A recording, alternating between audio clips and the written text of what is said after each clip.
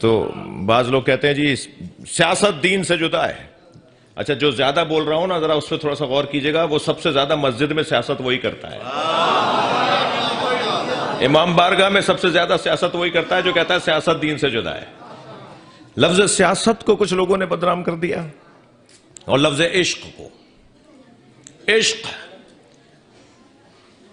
کوئی اگر جاننا چاہتا ہے کہ عشق کسے کہا جاتا ہے تو وہ کربلا آ جائے. بھئی تھوڑی گردن ہلائیے گا بات جاری ہوتا. کربلا عاشقوں کی وادی کو کہا جاتا ہے. اور میں نہیں کہہ رہا یہ علامہ اقبال نے کربلا کو عشق کے ساتھ جوڑا ہے. جی اور پھر حضرت ابراہیم کو عشق کے ساتھ جوڑا. بے خطر کود پڑا آتش نمرود میں عشق. یہ نمرود کی آگ میں کودنے والے ابراہیم نہیں تھے، عشق کود رہا تھا. بے خطر کود پڑا آتش نمرود میں عشق، عقل ابھی محو تماشائے لب بام رہی. عقل تو چھت پہ کھڑی دیکھتی رہی اور عشق آگ میں کود گیا. محفل میں بڑی تعداد بچوں کی ہے اور بڑی تعداد جوانوں کی ہے، اور اس موسم میں بھی رستوں کے مسدود ہو جانے کے بعد بھی آپ کی اتنی بڑی تعداد میں آ جانا یہ بہت غنیمت بات ہے. عزیزان گرامی، کوئی کام بھی سجتا نہیں ہے جب تک کہ اس کام سے عشق نہ ہو. میں ان بچوں سے کہوں گا، جوانوں سے کہوں گا کہ تمہارا پڑھنے کا دور ہے تو پڑھائی سے عشق کرو. اچھا عشق کیا ہوتا ہے؟ عشق کا مطلب یہ ہے کہ معشوق کے علاوہ کچھ اور نظر ہی نہ آئے. عاشق کا مزاج بتا دوں نا آپ کو. عاشق کا مزاج یہ ہوتا ہے کہ اسے معشوق کے علاوہ کوئی اور نظر ہی نہیں آتا. تو تعلیم کا دور ہے تو تعلیم سے عشق. جو کاروبار کر رہے ہیں وہ اپنے کاروبار سے عشق کریں. جو روزگار نوکری کر رہے ہیں وہ اپنی نوکری سے عشق کریں. جی نماز میں مزہ ہی نہیں آ سکتا جب تک کہ نماز سے عشق نہ ہو. محفل اور مجلس سے، ماتم سے اور عزاداری سے لطف ہی کوئی نہیں لے پائے گا جب تک کہ اس سے اسے عشق نہ ہو. اب علامہ اقبال کے دو مصرے مولانا ہدیہ کر رہا ہوں. اقبال کہتے ہیں عشق پر اعمال کی بنیاد رکھ. اپنے ہر عمل کی بنیاد عشق پر رکھ. کہتے ہیں عشق پر اعمال کی بنیاد رکھ، عقل کو تنقید سے فرصت نہیں. صلوات پڑھ لیں محمد و آل محمد. تھوڑا توجہ بڑھائیے گا بھئیہ، گردن ہلا دیجیے گا بات جا رہی ہو تو.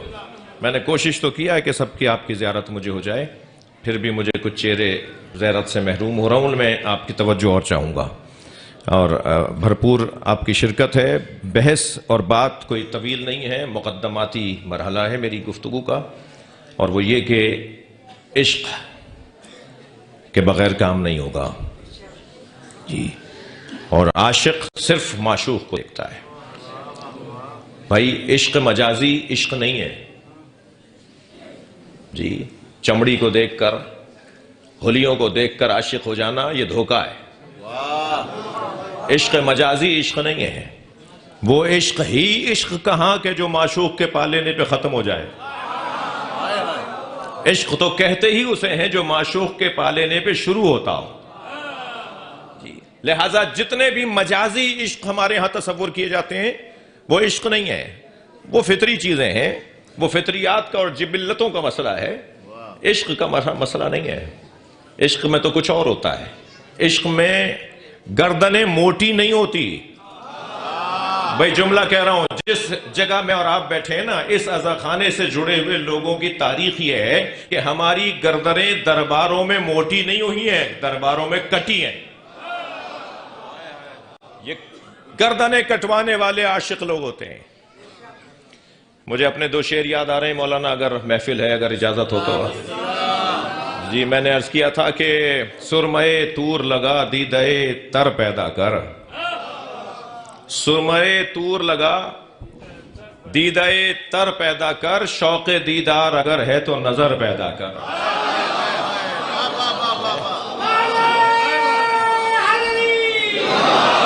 شوق دیدار اگر ہے تو نظر پیدا کر. آپ کی توجہات شعر سننے کے حوالے سے دوسرا شعر مجھے یاد آیا کہ زینہ ممبر شبیر سے بڑھ کر کیا ہے؟ یہ جو زینے ہیں نا اوپر جا کے بیٹھ گئے ہم، زینہ ممبر شبیر سے بڑھ کر کیا ہے؟ مل گیا تجھ کو شرف، اس پہ نہ شر پیدا کر۔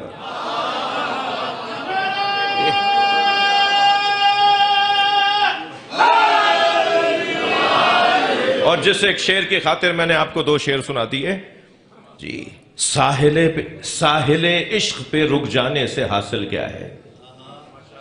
ساحل عشق پہ رک جانے سے حاصل کیا ہے؟ ڈوب کر پار اترنے کا ہنر پیدا کر۔ یہاں عشق کا ثبوت وہی فراہم کرتا ہے جو اپنی جان دینے کو تیار ہو جاتا ہے۔ لہذا عشق کی سب سے بڑی وادی کو کربلا کہتے ہیں۔ میں ایک جملہ ضرور ہدیہ کروں گا آپ کو اس وقت تک کی گفتگو کے نتیجے پہ، کہ میں جب قرآن پڑھتا ہوں تو عاشق و معشوق کی گفتگو نظر آتی ہے، مگر کبھی نبی عاشق نظر آتے ہیں اور کبھی اللہ عاشق نظر آتا ہے، تو میں کیسے سمجھوں کہ کون عاشق ہے؟ ایک جملہ ہدیہ کر رہا ہوں، جب یہ محمد ہوتے ہیں تو معشوق ہوتے ہیں، جب یہ احمد ہوتے ہیں تو عاشق ہوتے ہیں۔ یہ عاشق و معشوق کی گفتگو، وَلَسَوْفَ يُعْطِيكَ رَبُّكَ فَتَرْضَىٰ، اے میرے حبیب بہت جلد تمہارا رب تمہیں اپنی ایک عطا کے ذریعے سے راضی کرے گا۔ وَلَسَوْفَ يُعْطِيكَ، توجہ میرے ساتھ ہے؟ سب میرے ساتھ ہیں؟ یہ جو میرے بچے ذرا آخر میں بیٹھے ہوئے ان سے کہیں ذرا آگے آ جائیں گے، بیٹا تم آگے والے پیچھے والے آگے آ جاؤ تھوڑا سا۔ سوف یعطیک ربک فترضی، تھکے ہوئے تو نہیں ہیں؟ محفل سننا چاہ رہے ہیں مجھ سے آپ؟ بہت جلد تمہارا رب اپنی ایک عطا کے ذریعے تمہیں راضی کرے گا۔ کس سے بات کر رہا ہے اللہ؟ نبی سے بات کر رہا ہے۔ بہت جلد تمہارا رب تمہیں اپنی ایک عطا کے ذریعے راضی کرے گا۔ میرا حق تھا نا کہ میں یہ کہتا کہ عاشق و معشوق کی گفتگو ہے۔ یہ کون عبد ہے جس کو اس کا معبود راضی کر رہا ہے؟ ساری دنیا تو چاہتی ہے اپنے معبود کو راضی کرے، اللہ کو ہم راضی کرنا چاہتے ہیں۔ یہ اللہ کسے راضی کر رہا ہے؟ یہ رب کسے راضی کرنا چاہتا ہے؟ بھئی سب سے اللہ چاہتا ہے کہ وہ مصلی پر آئیں، بستر چھوڑیں مصلی پر آئیں، مگر اپنے نبی سے کہتا ہے قم اللیل الا قلیلا، اے میرے حبیب کبھی بستر پہ بھی چلے جایا کرو۔ یہ کیا مقام عبدیت ہے سرکار دو جہاں کا؟ میرا سنی شیعہ مجمع ذرا توجہ کرے، یہ کیا کیفیت ہے کہ اللہ اپنے حبیب سے بات کر کے یہ کہہ رہا ہے بہت جلد تمہارا رب تمہیں اپنی ایک عطا کے ذریعے راضی کرے گا۔ یعنی راضی ہوں گے نبی، راضی کرے گا اللہ، یعنی جس کے ذریعے راضی کرے گا پھر وہ کون ہوگا؟ راضی کرنے والا اللہ، راضی ہونے والے مصطفیٰ۔ کس چیز کے ذریعے سے؟ کون سی چیز چاہیے نبی کو؟ وہ تو پہلے ہی دنوں میں کہہ دیا تھا کہ میرے ایک ہاتھ پہ چاند رکھ دو، دوسرے ہاتھ پہ سورج رکھ دو، تب بھی میں اپنے کام سے باز نہیں آؤں گا، جو تبلیغ مجھے کرنی ہے میں کروں گا۔ یہ چاند اور سورج ہاتھوں پہ رکھنے کی بات نہیں کر رہے تھے، کائنات مجھے دے دو تب بھی میں اللہ کے دین سے ہاتھ نہیں اٹھاؤں گا۔ یعنی نبی کو کون کیا دے سکتا ہے بھائی؟ اب دینے والا ہے اللہ، لینے والے ہیں نبی۔ اب جو چیز دی جائے گی وہ اتنی بڑی ہوگی کہ وہ عطائے پروردگار کہلائے گی، وہ ہدیہ الہیہ کہلائے گی، اور جس کی بنیاد پہ مصطفیٰ کو سکون ملے گا۔ وہ کون سی چیز ہے جو اللہ دے گا تو نبی راضی ہو جائیں گے؟ اچھا، دینے والا اللہ، لینے والے مصطفیٰ، نہ لینے والا محتاج نہ دینے والا محتاج، اسے دے کر کسی کو راضی کرنے کی ضرورت، یہ کچھ لینا نہیں چاہتے اور وہ دینا چاہتا ہے۔ تو اب کوئی ایسی چیز ہے کہ جسے دینے سے پہلے مقدمہ باندھا جائے گا، اہتمام کیا جائے گا، انتظام کیے جائیں گے۔ میں اپنے اب تک کے اس جملے کے لیے دو جملے تمہید کے طور پہ لینا چاہتا ہوں۔ ہر ایک کے ہاتھ میں ہر کام نہیں دیا جاتا، ہر ایک کو آپ مائک نہیں دیتے، ہر ایک کو آپ 2 رکعت نماز پڑھانے کے لیے محراب کا مصلی نہیں دیتے، ہر ایک کو آپ کونسلر نہیں بناتے، ہر ایک کو آپ جب تک اس میں قابلیت نہ ہو۔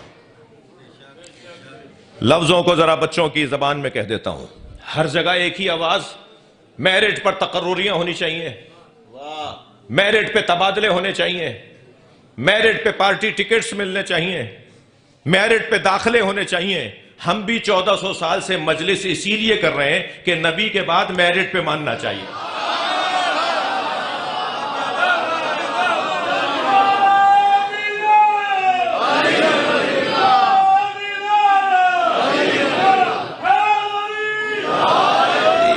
نبی کے بعد اگر کسی کو ماننا ہے تو میرٹ کے مطابق ماننا ہے۔